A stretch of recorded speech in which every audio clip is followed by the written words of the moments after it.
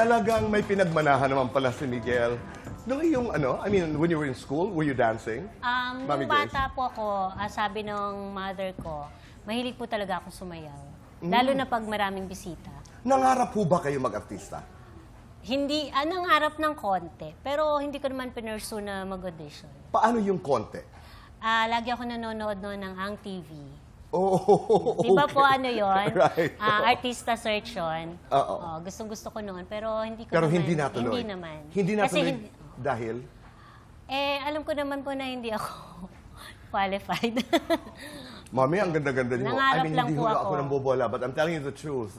May ibang dating ho kayo. Kahit nung nagsasayaw pa lamang, hindi pa yung masyadong Apo. nagluluto. Were you surprised with your fame? Kayo, Miguel?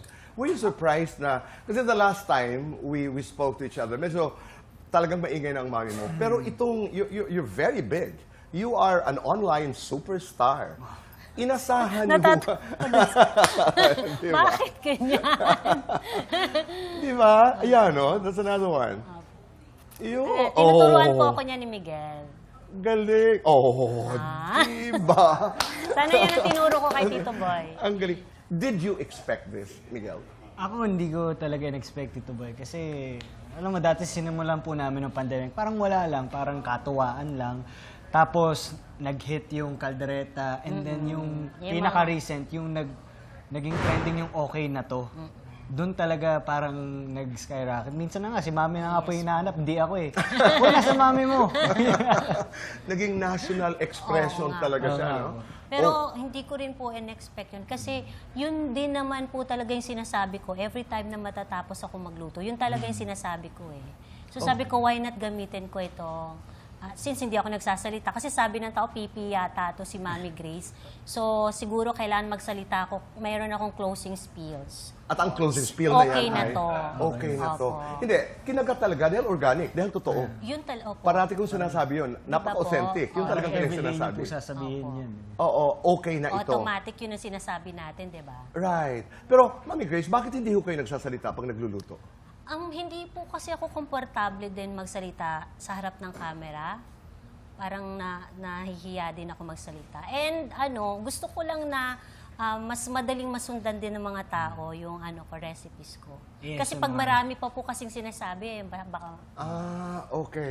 Pero bakit, ito ang tanong talaga ng sambayanan, bakit ang dami yung lagi. niluluto? Kahit po sa mga comment section ko, yun po yung tinatanong nila, bakit ang dami? Bakit po? Bukod po sa mahilig kaming kumain, mas malakas kami sa ulam, konti lang kami mag-rice, and marami po akong kasama sa bahay talaga. Saka Tapos, alam niyo po yung pangat. Oh, Pangatlong init. Minsan kasi umabot po ng breakfast yung kinakain namin. Dahil Okay. pag may natira, para hindi na rin magluluto, yun na po, same ang lunch, same ang dinner. Kunyari, sasangag sa breakfast. Oo. Tinan mo, mami, ang ganda mo dun sa screen. Oh. Tinan mo. Kasi mana ka sa akin. Ayun, oh.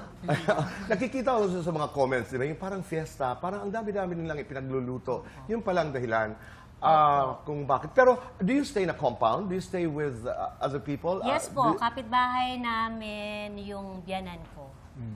Okay. Yun po. So, I think we understand. Pero malaki ang gastos, Mami Grace, sa groceries.